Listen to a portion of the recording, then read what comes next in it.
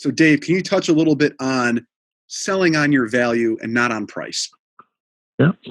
Selling on value is nothing more than making sure it's not a price discussion, but it is a total cost of doing business discussion. For instance, in a residential, you do the math for me, Nick, but if what you're doing is helping a household save money on energy costs, and they share with you their energy bill, and you do the return investment, the ROI calculator that proves a payout of what's a normal payout on solar in a normal home. Yeah, it depends on where you're at in the country, but I would say on average, you'll see it range from 7 to 10 years. It's pretty average in the residential market. That is an example of selling on value, right?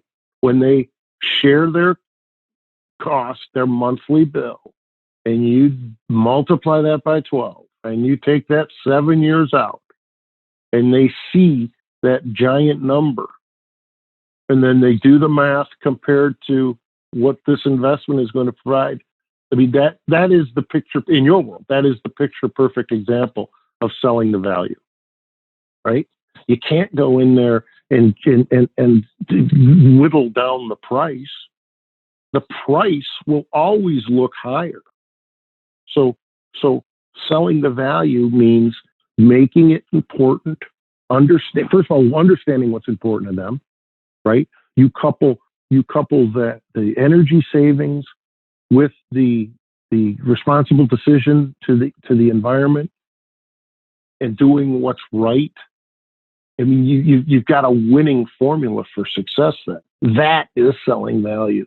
Because anything other than that, it's just a high number. You said it yourself. It's an expensive proposition if you just look at the price.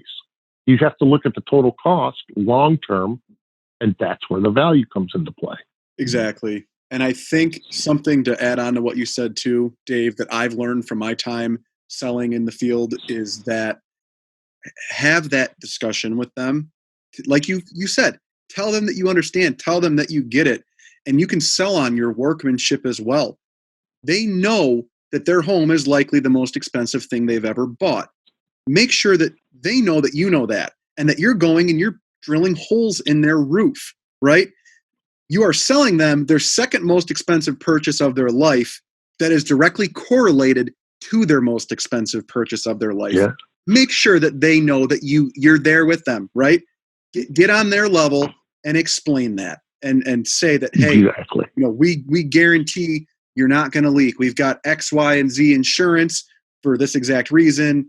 Your workmanship warranty is blank. There are all sorts of things that you can provide as additional value of why they should work with you and not competitor B. But really, it comes right back down to one of your simple rules of get on their level and have that conversation, have that human-to-human connection of, hey, I get it, right? Yep.